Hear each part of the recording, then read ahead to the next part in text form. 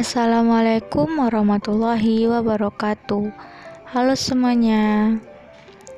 Di video kali ini saya akan mengapresiasi puisi marginal. Saya akan mencari unsur intrinsik dan ekstrinsiknya, dan saya juga akan menilai kelebihan dan kekurangan dari puisi tersebut. Perlu saya tegaskan lagi bahwa ini menurut pendapat saya. Untuk itu, jangan kemana-mana dan tonton video ini ya. Baiklah, sebelumnya saya akan menjelaskan apa itu marginal. Puisi marginal atau disebut juga sebagai puisi koran yang diciptakan oleh penyair marginal. Penyair marginal suatu komunitas penyair yang terpinggirkan. Para sastrawan yang terpinggirkan ini membentuk sebuah komunitas yang diistilahkan penyair marginal. Lalu untuk mempublikasikan karyanya mereka mempunyai dan memilih melalui media yang tidak mengkhususkan karya sastra yaitu koran, sehingga muncul istilah sastra koran. Saya akan mengapresiasi puisi marginal yang berjudul Kepada Uang, karya Djoko Pinurbo. Berikut saya paparkan isi dari puisi tersebut.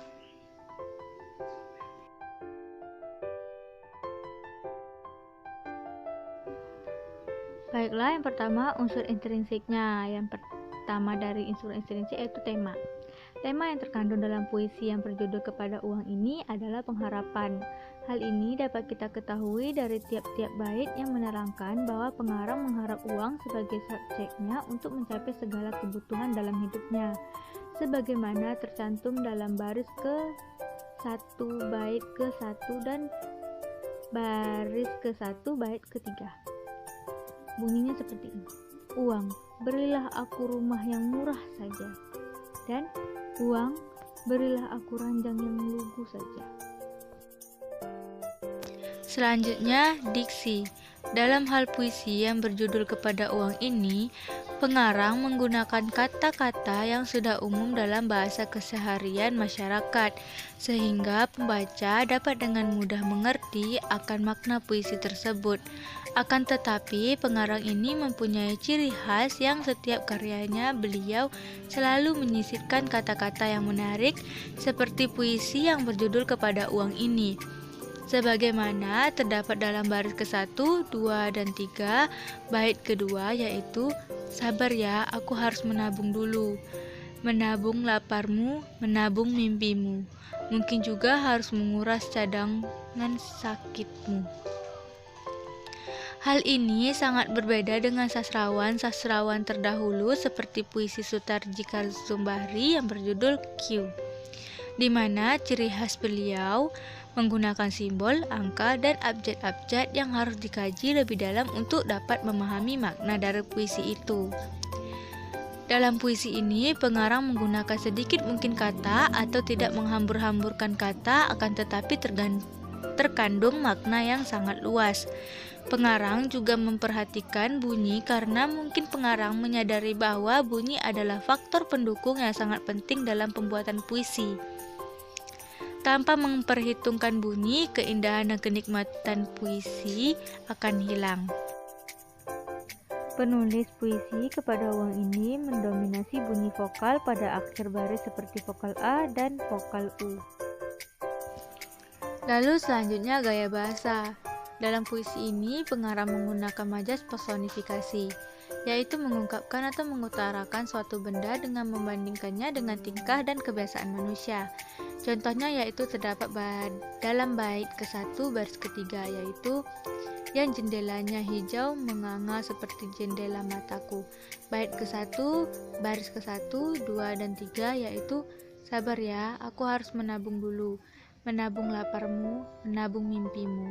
Mungkin juga harus menguras cadangan sakitmu. Dan pada bait ke-3 baris ke-1 dan ke-2 yaitu uang, berilah aku ranjang yang lugu saja, dan yang cukup hangat buat merawat encok-encokku. Lalu selanjutnya amanat.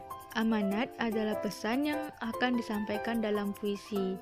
Amanat yang disampaikan pengarang untuk pembaca adalah berdoa dan berusahalah untuk mendapatkan apa yang diinginkan. Dan doa itu harus sesuai dengan apa yang diusahakan. Karena kita tidak mungkin mampu membeli rumah, ranjang, dan sebagainya jika pekerjaan atau usaha kita tidak ada. Lalu selanjutnya unsur ekstrinsiknya. Yang pertama, biografi pengarang. Djoko Pinurbo dilahirkan di Pelabuhan Ratu, Sukabumi, Jawa Barat 11 Mei 1962. Menempuh pendidikan di SD Sukabumi, SMP Magua, SMA Seminari, Mertoyudan Magelang, dan jurusan Bahasa dan Sastra Indonesia Institut Keguruan dan Ilmu Pendidikan, kini telah menjadi Universitas Sanata Dharma Yogyakarta. Djoko Pinurbo mengaku mulai gemar menulis puisi sejak dia SMA. Puisi-puisinya tersebar di berbagai media dan buku antologi bersama. Pada awalnya, Djoko Pinurbo menerbitkan puisi-puisinya dalam bentuk stensilan. Buku-buku stensilan ini adalah Sketsa Selamat Malam dan Parade Kambing. Kelak, lahirnya buku-buku puisi Celana memperoleh hadiah sastra lontar.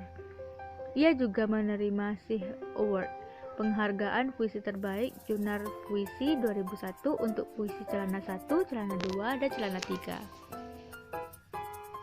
Buku kumpulan puisinya di bawah Kibaran Sarung mendapatkan penghargaan Sastra Pusat Bahasa Departemen Pendidikan Nasional tahun 2002. Sebelumnya, ia ditetapkan sebagai tokoh sastra pilihan Tempo 2001. Tahun 2005, ia menerima penghargaan sastra Katulistiwa untuk antologi puisi Kekasihku. Buku kumpulan puisinya yang lain, Pacar Kecilku, Telepon Genggam, Pacar Senja, 100 Puisi Pilihan, dan Kepada Cium. Dan kumpulan sajak celana telah diterbitkan dalam bahasa Inggris dengan judul Trouser Doll. Selain ke bahasa Inggris, sejumlah puisinya diterjemahkan ke dalam bahasa Jerman dan Belanda. Lalu selanjutnya, situasi masyarakatnya. Masyarakat memiliki peranan yang penting dalam apresiasi sebuah sastra. Masyarakat yang dapat mengatakan karya tersebut baik itu untuk dibaca atau tidak. Selain masyarakat berfungsi menilai karya sastra, masyarakat juga mempengaruhi pemikiran seseorang untuk menghasilkan suatu karya sastra. Begitu juga yang dialami oleh Djoko Pinurbo dalam puisinya berjudul Kepada Uang.